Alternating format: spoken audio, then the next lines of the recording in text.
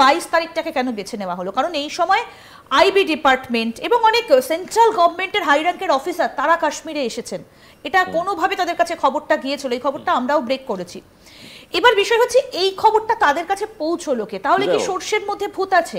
এই সন্ধানটা কি শুরু হয়েছে? দেখো, একটা কথা আমি সব জায়গাতেই বলছি, তোমাদেরও বলছি, টেরারিজম কিন্তু কোনো বিচ্ছিন্ন ইউনিট না, টেরারিজম একটা প্রপার ইন্ডাস্ট্রি। তাই তাকে কাউন্টার করার যে পদ্ধতিটা সেটাও কিন্তু হওয়া উচিত ভীষণ কর্পোরেট, কারণ তাদের যে ইন্ডাস্ট্রিটা আছে সেখানে রিক্রুটমেন্ট প্রসেস ভীষণ অর্গানাইজড।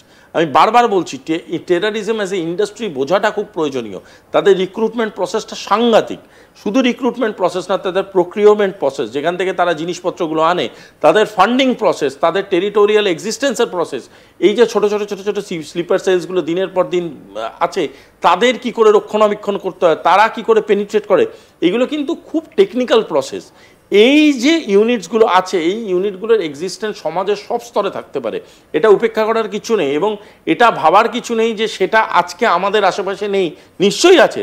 তাই জন্যই বারবার ইন্টেলিজেন্স, গভর্নমেন্ট, আর্মি, মানে হুএভার রেসপন্সিবল ফোর্সেস আর এভরিবডি আমাদেরকে কি বলে, সতর্ক হও। সতর্ক কেন বলে? সাধারণ মানুষকে সতর্কতার কারণে বলাই হয়, এটাই একটা ছোট্ট জিনিস যে যাতে আমরা যদি সতর্ক না হই, আমাদের তরফ থেকে বেরোনো ছোট ছোট ঘটনা খুব ভয়ঙ্কর ডিরেকশন নিতে পারে। আমি তোমাকে একটা উদাহরণ দিচ্ছি, যদি অ্যালাউ করো।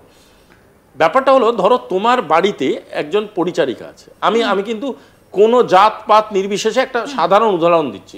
একটা পরিচারিকা আছে, এই পরিচারিকা তোমাদের ওখানে কাজ করে, সে তোমার থেকে মাস গেলে 2000, 3000, 5000 টাকা রোজগার করে। তাকে একজন প্রলোভন দিল যে তুমি যে উনার বাড়িতে কাজ করো, তুমি আমাকে শুধু বলবে উনি কখন অফিস যান, কখন অফিস থেকে ফেরেন। বলে কেন? বলে আমার একটা ইন্স্যুরেন্স কোম্পানি আছে, আমি ওনাকে ইন্স্যুরেন্স দেখাবো, তাই জন্য উনার আমি যাতায়াতের টাইমটা জানতে চাই। পরিচারিকা কিন্তু অতটা গভীরভাবে ভাববে না যে ইন্স্যুরেন্স কি, কেন ইন্স্যুরেন্স আমার ম্যাডামের ব্যাপারে জানতে চাই, অত ভাববে না। ওকে ওর এগেনস্টে বলা হবে তোমাকে আমি 50,000 টাকা দেবো। ওর কাছে কিন্তু 50,000 টাকাটা বিরাট প্রলোভন। ও একটা ইনফরমেশন পাস করে দিল। এবার তখন ও বুঝে গেল যে তুমি অ্যাজ এন ইন্ডিভিজুয়াল কখন থেকে কোথায় মুভমেন্ট করছো। এবার নেক্সট ডে ওকে বললো আরও 50,000 টাকা দেবো, বলো তোমার ম্যাডাম কখন কোথায় কোন দিন ভ্যাকেশনে যাচ্ছে। তো বলে দিল অমুক ডেটে উনি কাশ্মীরের পেহেলগাঁওতে যাবেন, উনি অমুক অমুক ডেটে যাবেন। এই ইনফরমেশনটাকে তারা কোথায় ইউটিলাইজ করছে is a very very important dynamics. কিন্তু এটাও কি কাশ্মীরে সম্ভব? কারণ কাশ্মীর তো বারবার উত্তপ্ত হয়েছে, এই ধরনের ঘটনা নতুন কিছু নয়। কাশ্মীরে এই ধরনের ঘটনা মাঝে মধ্যেই ঘটে।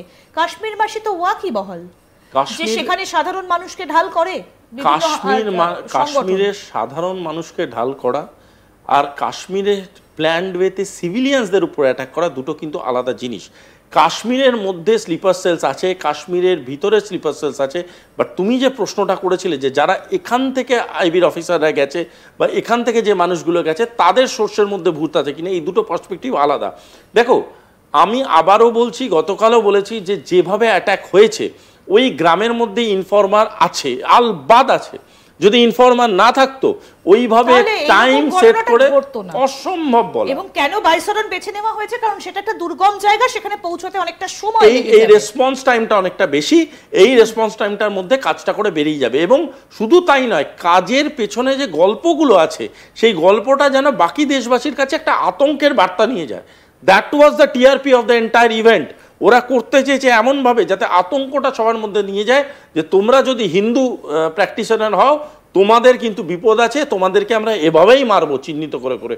এবং এই বার্তাটা তারা পৌঁছাবার জন্যে তারা কিন্তু একটা প্রসিডিউরালি ঘটনাটা ঘটিয়েছে। এটা কিন্তু শুধুমাত্র একটা টেরার কিলিং নয়, এটার একটা অনেক ইনডেপথ প্রেজেন্স আছে, এবং এই ইনডেপথ প্রেজেন্সটা আমাদের বুঝতে হবে। তাই জন্য আমি বলছি ছোট ছোট ইনফরমেশন যেগুলো আমরা বলে ফেলি বা যেগুলো আমরা করি অ্যাজ এ সিভিলিয়ান, সবার আমাদের দায়িত্ব হচ্ছে অনেক বেশি কশাস লাইফ লিড করা। আমরা ভাবি এতে কি হবে, এতে কি হবে তা নয়, এর থেকে অনেক অনেক ইনডেপথ কশাস লাইফ লিড করতে হবে আমাদেরকে। শুধু তাই নয়, কাউকে যখন আমি পার্সোনাল ডেটা দিচ্ছি, কারুর সাথে কোনো লোককে যদি আমি আমার নিজের প্র্যাকটিক্যাল ইমোশন শেয়ার করছি, আমি চিনি না জানি না শেয়ার করছি, তারা সেটাকে ডকুমেন্ট করছে, please do not get into this kind of practice. কিন্তু এতটা ফাঁক কেন থেকে গেল যে এরা আগে থাকতে রেকি করে গেল, ঘটনাটা ঘটালো, সাধারণের সঙ্গে মিলিয়ে গেল, এই গোটা সময়টা মিস করে গেল? এই ফাঁক ফোকর খোঁজার কাজটা কি শুরু হয়েছে? নিশ্চয়ই হয়েছে, নিশ্চয়ই হয়েছে। দেখো সেন্ট্রাল এজেন্সি বলো, স্টেট এজেন্সি বলো, ধাক্কাটা তো শুধুমাত্র একটা কোনো এজেন্সির লেগেছে এটা না, গোটা ভারতবর্ষের লেগেছে। এবং গোটা ভারতবর্ষ মানে সেখানে এজেন্সিও আছে, সিভিলিয়ানসও আছে, কাশ্মীরিও আছে, নন কাশ্মীরিও আছে, এভরিবাডি আছে। সুতরাং তাদের যখন লেগেছে তারা সবাই মিলে সেটাকে কারণগুলো খুঁজে বার করা, কেন কোন জিনিসগুলো হচ্ছে, কোন কোন জায়গায় ফাঁক ফোকর থাকছে, কারা কারা তাতে ইনভলভ থাকতে পারে, কোন কোন জায়গা থেকে ইনফরমেশন লিকেজ হতে পারে, সেই প্রতিটা পয়েন্ট নিয়ে তারা গভীরে ভাববে এবং দ্যাট ইজ দেয়ার জব। এবং সেটা তারা দীর্ঘদিন করে এসছে। সুতরাং তারাও বুঝতে পারে যে কোন কোন জায়গা থেকে অ্যাকচুয়ালি লিকেজটা ঘটেছে। এবং আমি ডেফিনেটলি বলছি সেই লিকেজ যারা ঘটিয়েছে তাদের বহু মানুষকে অলরেডি তারা অবজারভেশনসে নিয়ে নিয়েছে। হয়তো পাবলিকলি সেটা বলার কোনো কথাও নয় এবং পাবলিকলি বলবেও না যে আমরা কি কি নেক্সট স্টেপ, এটা বলা উচিতও না, that is the grey scale, সেটা বলা উচিতও না।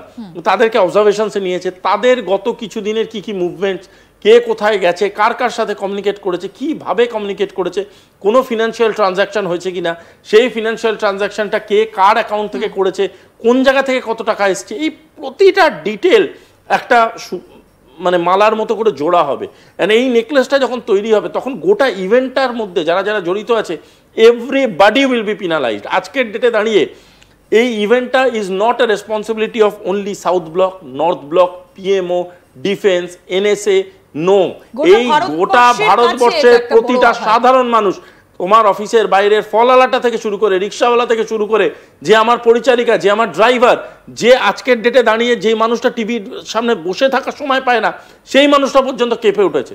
সবার কাছে একটা কথা উত্তর চাই। কোথাও বাংলাদেশের ইনভলভমেন্ট থাকতে পারে, কারণ বর্তমানে যেভাবে বাংলাদেশের সঙ্গে পাকিস্তানের একটা যোগসাজশ, বারবার আইএসআই এর অফিসাররা আসছেন, বাংলাদেশ থেকে যাচ্ছে পাকিস্তানে, বাংলাদেশের কোথাও একটা যোগাযোগ। দেখো আমি আবারও বলছি, বাংলাদেশ একটা প্রচন্ড আনস্টেবল কন্ডিশনে এক্সিস্ট করছে, না আছে সরকার, না আছে কোনো ডিরেকশন, না জানেও না যে আগামী দিনে তাদের স্ট্রাকচারালি কি হতে চলেছে, কবে গভর্নমেন্ট ফর্ম করবে, কবে ইলেকশন হবে, কিচ্ছু আইডিয়া নেই।